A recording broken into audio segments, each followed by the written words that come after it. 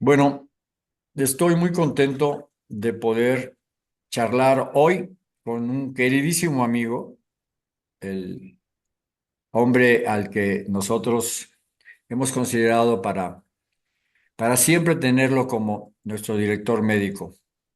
Es una extraordinaria persona, el doctor Jaime Morales Blanir. Mi querido Jaime, gracias por aceptar esta invitación. Te lo agradezco mucho. No, al contrario, gracias David por ser parte de esta familia de Femexer. Muchas gracias, James. Te quiero pedir, por favor, que te presentes como tú quieras. Bueno, bueno, ya mi nombre es Jaime Eduardo Morales Blañir. Yo de formación, yo nací en la ciudad de Oaxaca, pero mi formación médica fue hecha en la Universidad Autónoma de San Luis Potosí como médico y posteriormente yo desarrollé áreas de especialidad como es la medicina interna del Instituto Nacional de la Nutrición y lo que sería la neumología del Instituto Nacional de Enfermedades Respiratorias, y haciendo un posgrado en Barcelona, donde me dediqué especialmente a lo que sería la hipertensión pulmonar y actualmente laboro en el Instituto Nacional de Ciencias Médicas y Nutrición Salvador Subirán, donde ahí estoy laborando, trabajando. Es una institución en la que tú trabajas que es no solo reconocida en México, sino a nivel mundial como una de las instituciones más prestigiosas. En ella laboran personal muy calificado, muy calificado. En México es una referencia obligada el Salvador Subirán porque ahí están los que conocen, ahí están los que han visto todos los casos importantes, interesantes, trascendentales en México y que tienen que ver con padecimientos muy complicados.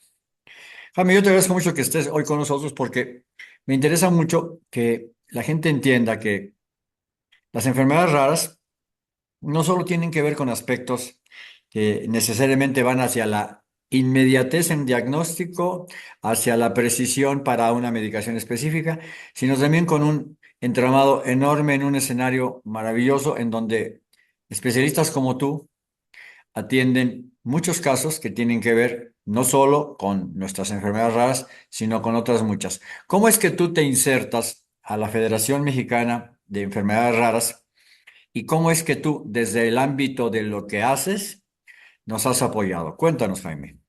Muchas gracias, David. Pues más que nada, para mí ha sido un honor trabajar con todos ustedes. Muchas gracias, David, porque junto contigo fuimos de los fundadores de la Federación Mexicana de Enfermedades Raras. Me recuerdo muy bien por la Sí, invitación que nos hiciste. Y yo creo que fue una comunión de trabajar algo que era en común, ¿no? Trabajar por los pacientes con enfermedades raras. En ese momento, eso ya fue hace varios años, trabajaba en lo que era la hipertensión pulmonar, ¿sí? sí. Que es una enfermedad rara también, ¿sí? Y ese fue el contexto donde empezamos a trabajar ya hace varios años y fuimos desarrollando y fuimos concretando varias cosas. Yo creo que lo más importante, a mí me toca, no me toca ver a las enfermedades raras en la parte del inicio de la vida, sino ya en la evolución de la vida. Me toca ver más la parte de los adultos, cuando ya has tenido el proceso de lo que ha sido un diagnóstico, el que se les ha iniciado unos tratamientos, pero posteriormente el seguimiento es una de las partes que yo creo que es importante en los pacientes con enfermedades raras, ¿sí? Una cosa es que se haga bien un diagnóstico, otra cosa es establecer un buen tratamiento desde el inicio y otra cosa es que los pacientes lleven un seguimiento en el tiempo, ¿sí? Pero sobre todo, por ejemplo, el instituto que se tiene una comunión de trabajo multidisciplinario de muchos médicos, porque un paciente no es porque tenga una alteración en alguna enzima, alguna cosa, requiere nada más de ese médico, no es un complejo multidisciplinario que debe de atender a los pacientes y debe de tener el conocimiento los médicos desde que llega a la consulta, desde que si se requiere que se hospitalice el paciente, su transición durante la etapa de hospitalización, su transición hacia la parte exterior cuando se van a casa y el seguimiento que deben de llevar los pacientes. Yo creo que esas son de las cosas básicas importantes que debemos dejarle claro a la población, que no solamente es establecer un diagnóstico exacto, darles un tratamiento a los pacientes, sino también llevar lo que sería el seguimiento. Es lo que se llama, lo que se está buscando, que es la calidad de vida de una persona, ¿no? Cierto. Hablando de justamente el seguimiento, hace muy poquito tiempo, una organización muy importante en Europa determinó que el seguimiento es tan o más importante que el diagnóstico preciso, porque es una paradoja pensar que ya tienes el diagnóstico, ya te medicaron, ya te infundieron, ya está todo bien, pero no hay seguimiento. Y entonces de nada sirvió todo lo anterior. Absolutamente de nada, porque si no se miden los parámetros de manera constante, de manera precisa, uno no sabe cómo va evolucionando el paciente y uno no sabe Así hacia es. dónde dirigir esta catarata de exposición de medicaciones, indicaciones, orientaciones que un paciente debe seguir.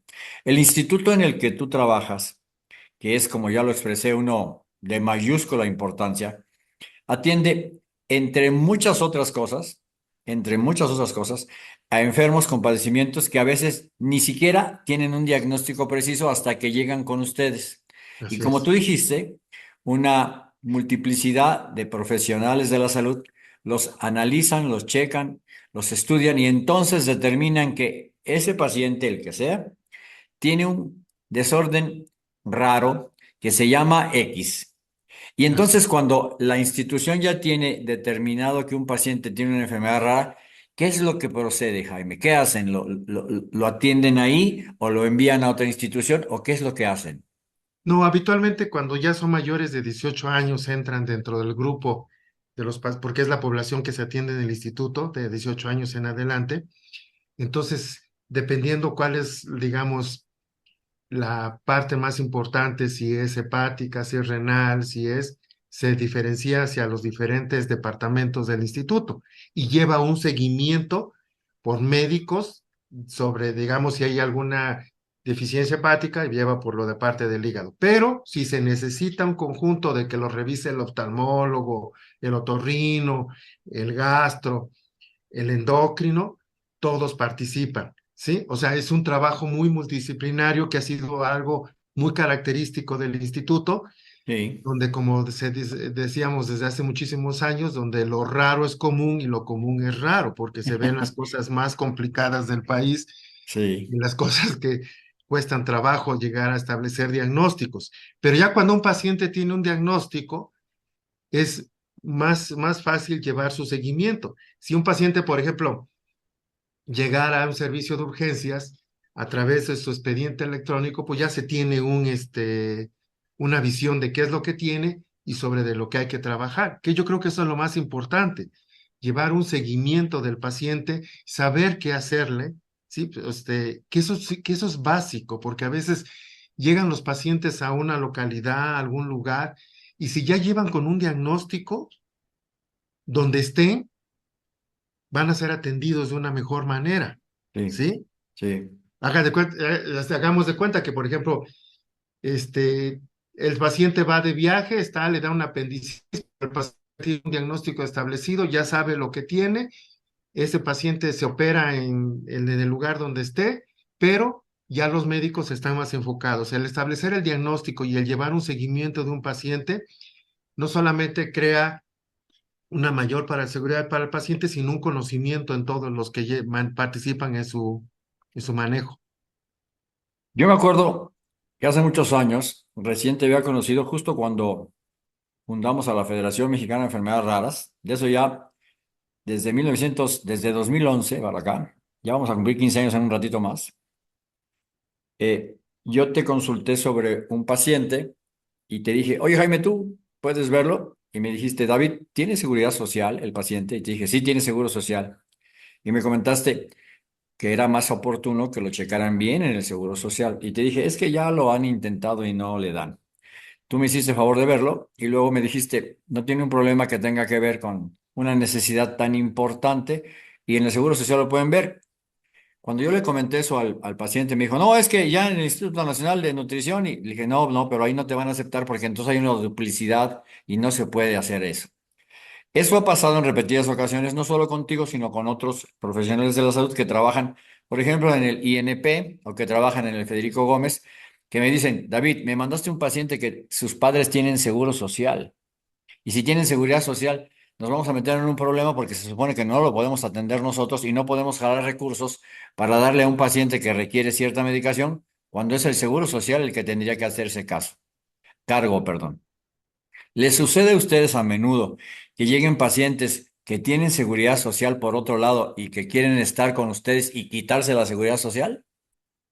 Sí, sí, es algo que no, de que bueno, no es algo del instituto, es algo ya establecido a nivel nacional, ¿sí?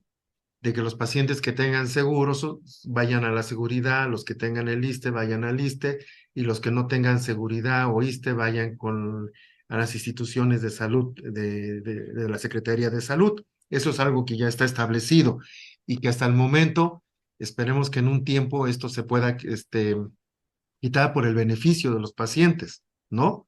Para que todos sean atendidos en las instituciones, independientemente si tuvieran seguro, si tuvieran ISSSTE o si no lo tuvieran, ¿sí? Hace algún tiempo le pregunté al director de tu instituto, a Kersenovich, le dije, oye David, ¿y si yo un día me enfermo de algo así grave, puedo venir acá contigo? Y dijo, ¿no tienes seguro social? No. ¿No tienes ningún instituto de seguridad social? No, yo pago mi consulta siempre privada. Pues sí, sí puedes venir, siempre y cuando no estés afiliado a ninguna institución de salud importante. Lo que me lleva a la siguiente pregunta.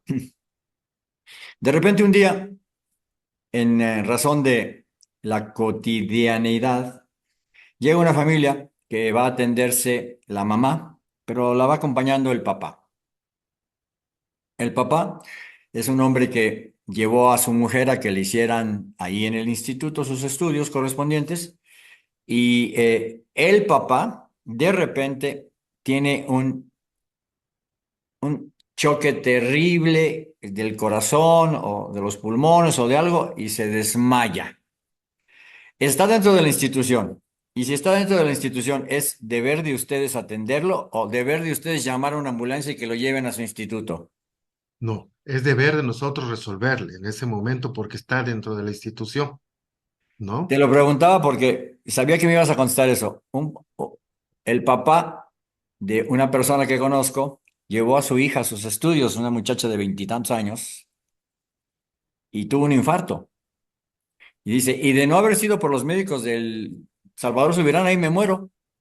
Sí lo atendieron y a mí me dio mucho gusto saber que esa institución no tendría ninguna objeción ni prohibición para que médicos atiendan de manera emergente a alguien que colapsa ahí enfrente de sus escaleras. Eso me pareció genial. Sí. En De hecho, ese es algo, entorno en el que la gente se puede sentir segura, ustedes lo podrían atender a quien fuera, ¿verdad, Jaime? sí. Sí, de hecho, es una de las cosas que nuestro director actual, el doctor Cifuentes, ha Sí, tenido mucho empeño. sí, Pacientes que van acompañando a sus familiares que van acompañando en la consulta, de repente se desmayan, tienen alguna caída, sí. se llama código morado y son atendidos dentro de la institución y se resuelve. O cuando son de mayor gravedad, ahí en el código morado participa urgencias y en el código azul, que es cuando hay mayor gravedad, que están en la sala de espera y pasa algún imprevisto, interviene la terapia intensiva y son cosas ya muy establecidas dentro de la institución y que ahorita por nuestro director actual y que eso Eso es me algo parece, que le beneficia a todos los pacientes. perdón, eso me parece muy importante. Cuando llega un paciente que tiene una enfermedad rara, porque tú ya lo identificaste como un paciente con esa enfermedad, ¿qué tanto trabajo le cuesta a la institución poner a disposición de ese enfermo con ese padecimiento raro que requiere una medicación costosa? ¿Qué tanto le cuesta de trabajo al instituto traer ese medicamento para atender a su paciente? No, sí es, no es tan fácil y tan sencillo, ¿no? Dependiendo de cómo vayan cambiando las normativas, y como se vayan haciendo a nivel federal las indicaciones, es como se va ajustando todo en el instituto, que ahorita ha sido cambios que se han realizado, pero sí no es así tan sencillo, son un poquito dependiendo de la complejidad de cómo se vayan dando las cosas, Sí, ¿sí? me quedé pensando, llega un paciente con la enfermedad de Fabry, un adulto de 50 años, y su tratamiento vale $240,000 al año. ¿Cómo le hace el instituto para tener a disposición de ese paciente, que es su derechohabiente, ese medicamento?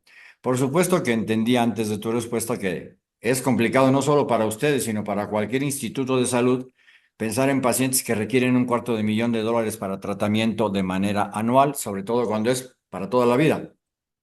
Entonces, supongo que dentro de la institución ustedes tienen perfectamente claro que hay algunas cosas que se pueden hacer y otras que no se pueden hacer. Así es, cosas que se pueden resolver y cosas que no se pueden resolver, ¿no? Cosas que no se pueden resolver.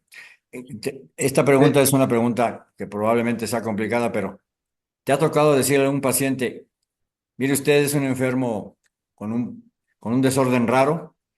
Hay una medicación que existe y que se le puede poner, pero nosotros no la podemos adquirir para ponérsela. ¿Te ha tocado decir eso? no, habitualmente, por ejemplo, si paciente con hemocisteínuria o alguna enfermedad hematológica se requiriera de un tratamiento de estos, habitualmente se envían, por ejemplo, al servicio de hematología y el servicio de hematología trabaja con diferentes sociedades y asociaciones donde busca el apoyo para poderle ayudar al paciente. Eso sí, el instituto busca las soluciones con diferentes otras instituciones para que pueda resolverle al paciente y decirle, oiga, no tenemos esta opción, pero se puede buscar esta opción, o vaya usted a tal asociación donde le pueden conseguir el medicamento, ¿sí? Eso sí, el trabajo es mucho en conjunto, no solamente dentro del instituto, sino fuera del instituto. Jaime, yo he pensado siempre que una institución tan importante como ustedes debiera tener un average de pacientes, muchos que fueron identificados como raros por la precisión que tienen ustedes en sus especialistas y en sus diagnósticos. ¿Llegan muchos pacientes con enfermedades raras al Salvador Subirán? Sí, pero son, digamos, la estadística no la sé exactamente, pero sí, de hecho, yo cuando traté de escribir un artículo que me pidieron de acerca del tratamiento de las enfermedades raras en el COVID, ¿sí? Porque nutrición fue un instituto donde se referenció como un centro COVID, ¿sí? Traté de ver la estadística de los pacientes que eran atendidos dentro del centro COVID porque me interesaba saber cómo les iba a los pacientes con enfermedades raras y COVID, que fue algo bastante grave, no solamente para las enfermedades raras, sino para Para toda todos. la población del planeta, ¿no? Y sin embargo, esto no fue algo que pude concluir, pero sí me basé mucho en la información cuando escribí el artículo de diferentes entidades como Nueva York y como diferentes centros del planeta que atendieron así con estadísticas exactas a pacientes con enfermedades raras y lo que sí vimos es de que el tener una enfermedad rara no era mayor riesgo de tener un padecimiento COVID, ¿sí? Ni tenía tampoco mayor peligro el tenerlo, sino que se comportaba igual que la población en general, ¿sí? Eso fue para mí una buena noticia, Qué ¿sí? interesante, Jaime. Qué Sí, interesante. porque decía yo, bueno, con los pacientes con enfermedades raras les pega más duro el COVID, tiene mayor mortalidad, ¿qué les pasa? ¿No? Entonces, pero vimos lo referenciado en otros países, en Estados Unidos, en la Comunidad Europea, y realmente no es mayor la gravedad del COVID en los pacientes, Qué ¿sí? Con interesante. enfermedades raras. Alguien me preguntó, recién estaba terminando la época más difícil del COVID en México. Me preguntó, ¿cómo les afectó a los enfermos con el tipo de padecimientos que ustedes ven? Y le dije, pues para mi sorpresa, no fue tal ni tan grave la afectación. Eh, Te puedo referir que en el momento más importante del tiempo que duró la pandemia, eh, el 80% de nuestros pacientes que entendíamos como atendidos con tratamiento específico, siguieron tomándolo. El otro 20%, 10% de ese 20 que quedó, no quiso ir a los hospitales para no arriesgarse, pero fue su decisión, específicamente su decisión. Y el otro 10% fue porque los hospitales de referencia a los que ellos acudían se quedaron sin suministro del medicamento. Pero fue el 10%, uno de cada 10 enfermos con padecimientos raros no tuvo tratamiento porque realmente no lo había. 8 lo tuvieron y uno de los 10 dijo, yo no me arriesgo y no voy a los hospitales. Y me pareció sorprendente porque, honestamente, Jaime, cuando empezamos a ver las noticias y la trascendencia del evento, dije, uy, se nos van a ir muchos, muchos enfermos con padecimientos raros porque la comorbilidad está muy cabrona.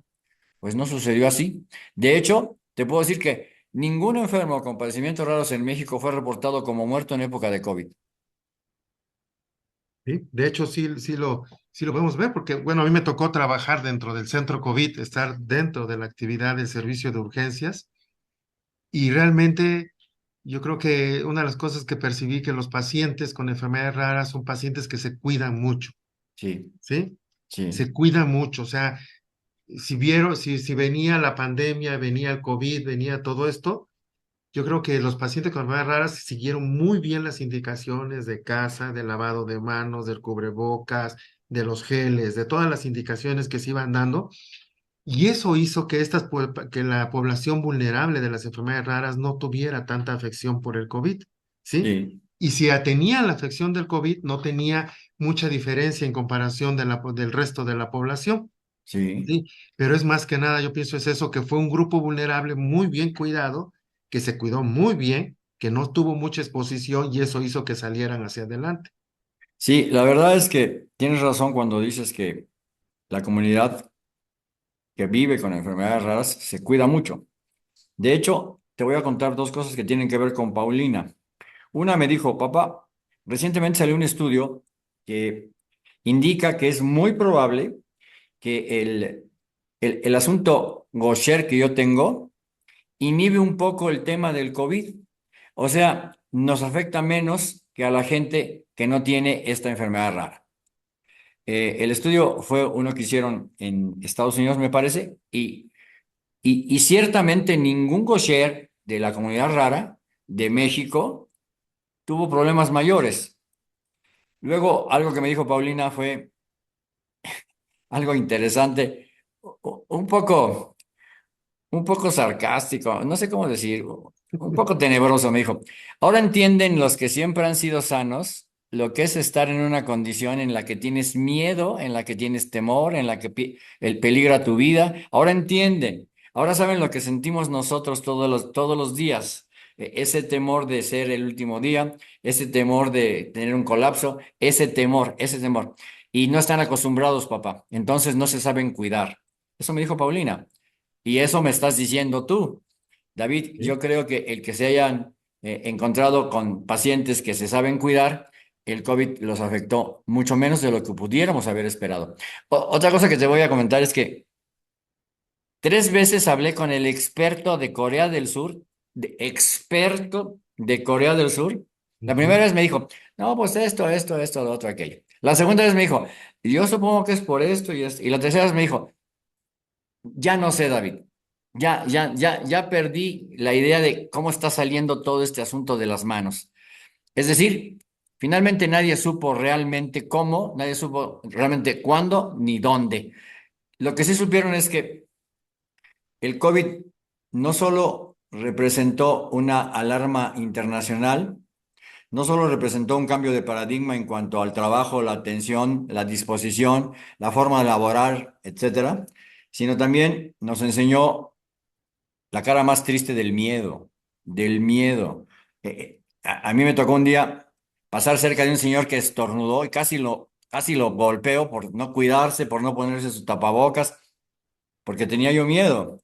Yo ahora mismo tengo 64 años, soy de la población ya vulnerable porque ya menos azúcar, menos sal, menos grasas, menos no sé qué tanto, cuídate más con esto, cuídate más con aquello.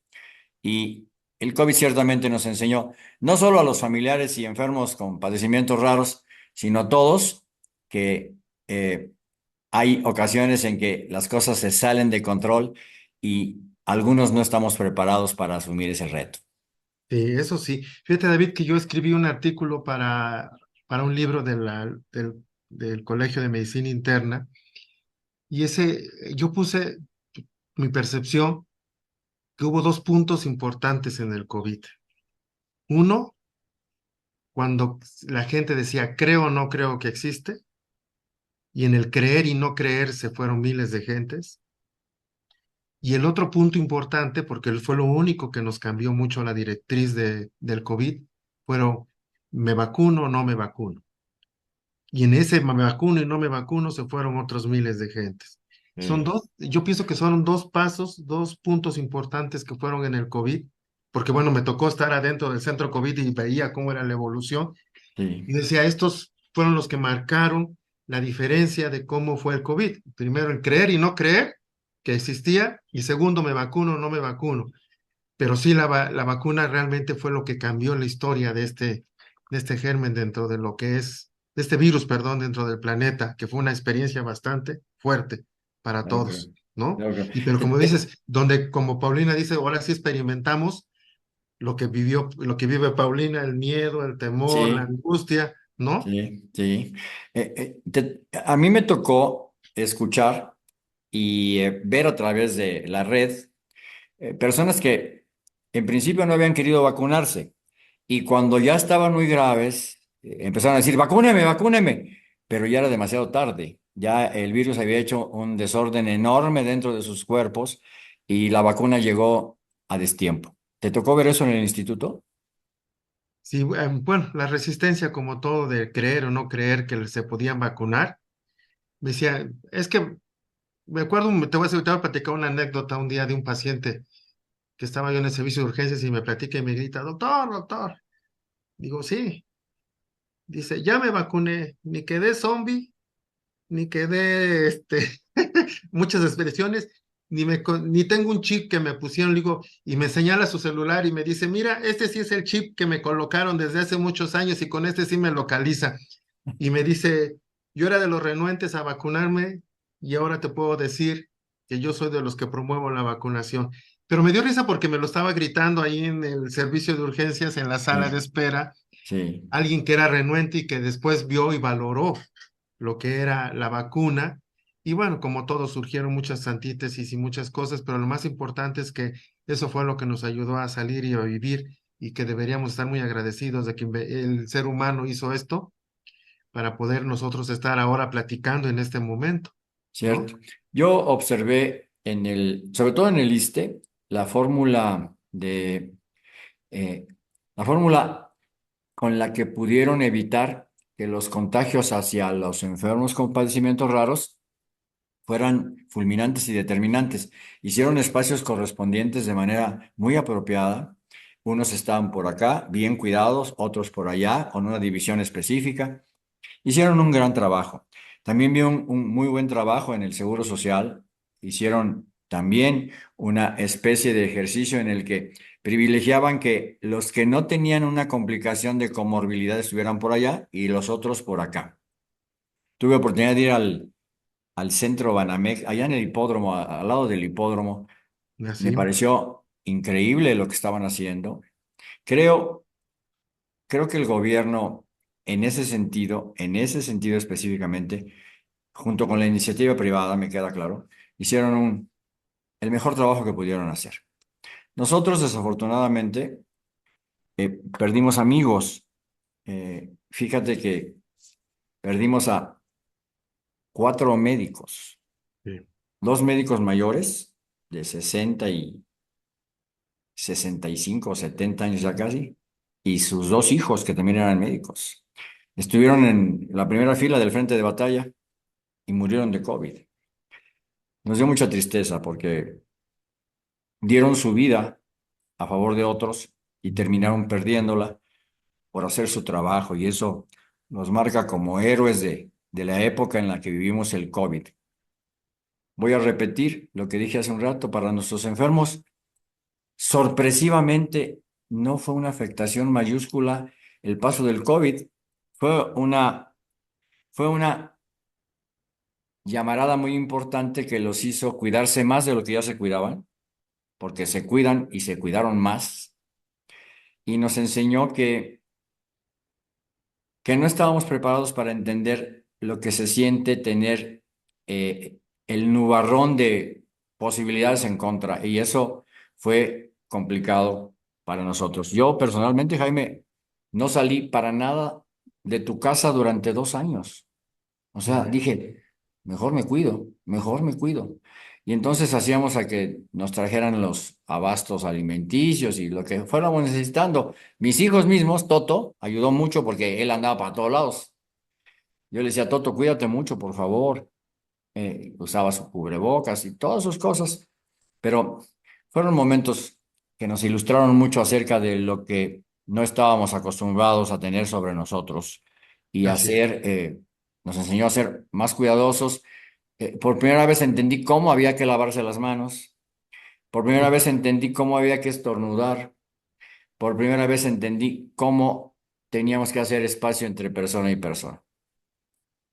Es verdaderamente un momento que vamos a recordar toda la vida, Jaime. Pero Así lo más es. importante de todo, como tú dijiste hace rato, aquí estamos platicando. A nosotros nos tocó trascenderlo.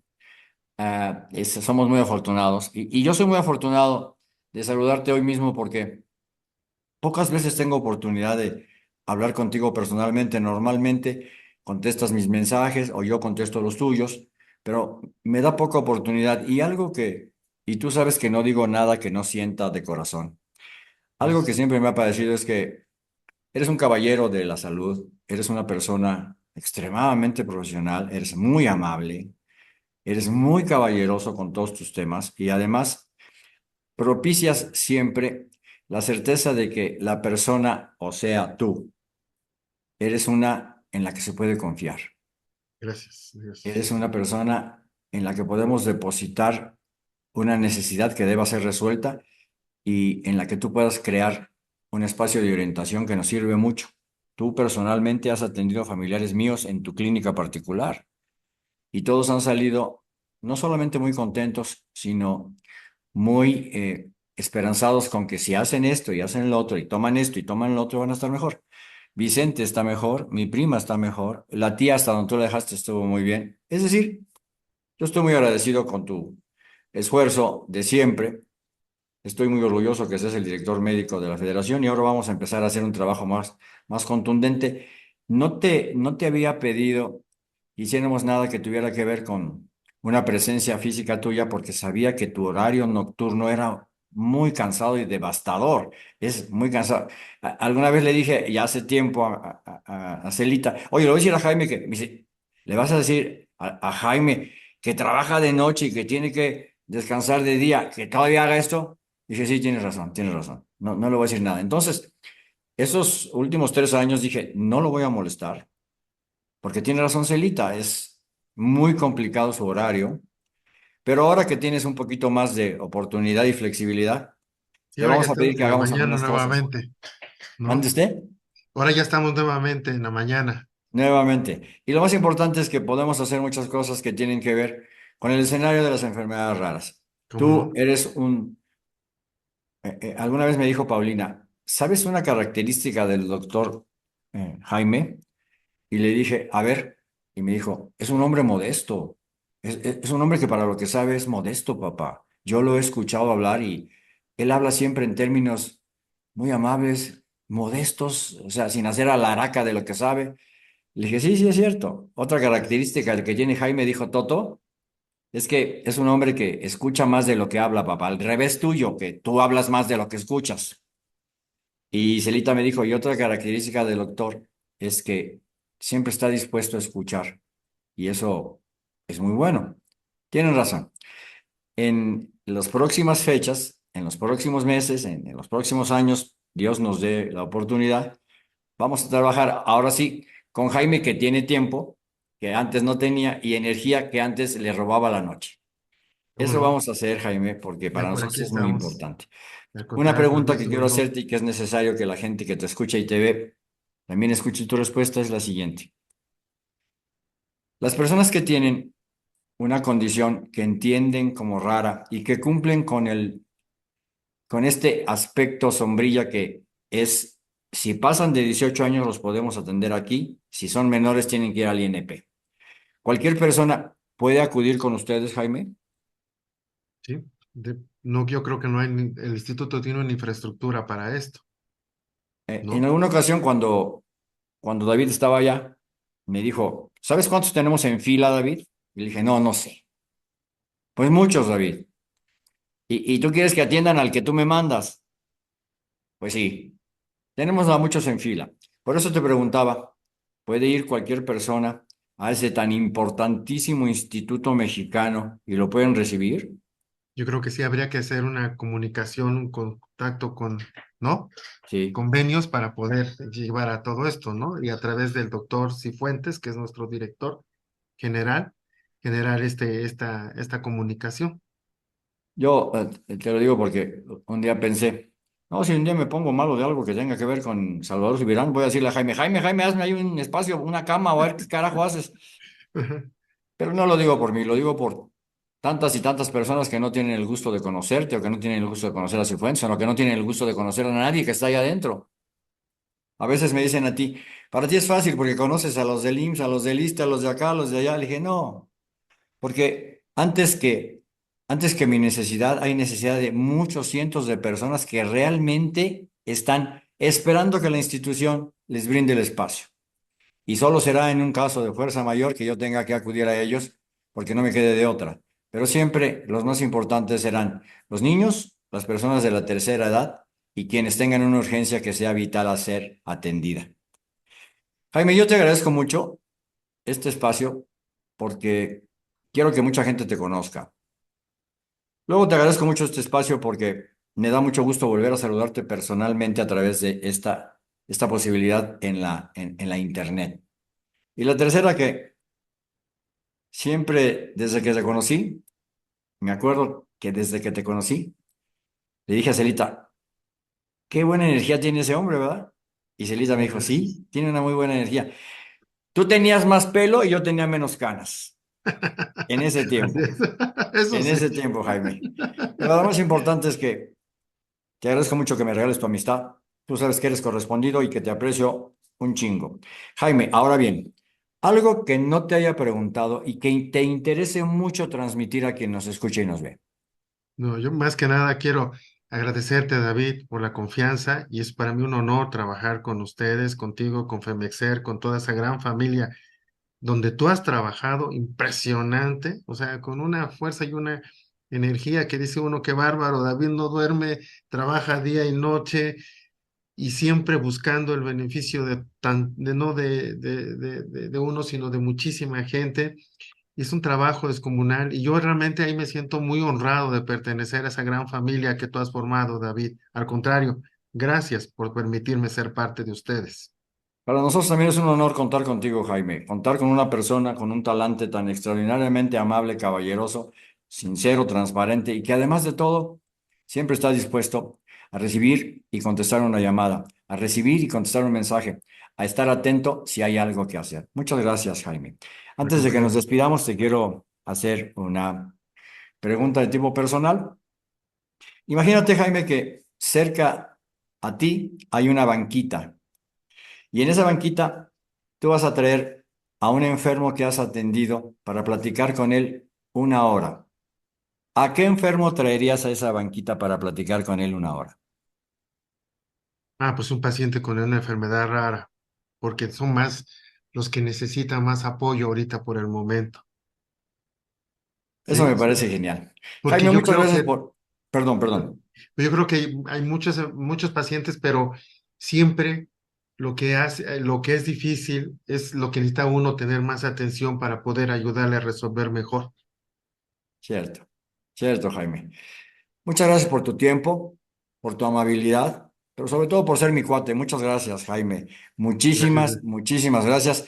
Que la vida, que el Todopoderoso te premie con todo lo que tú te merezcas y que los cercanos a tu corazón, los que tú más amas, estén muy bien. Ah, gracias, David, igualmente. Nos estamos viendo pronto. Gracias, David. Al Querido contrario. amigo, muchas gracias a ti. Al contrario, cuídate mucho. Buen día. Buen día.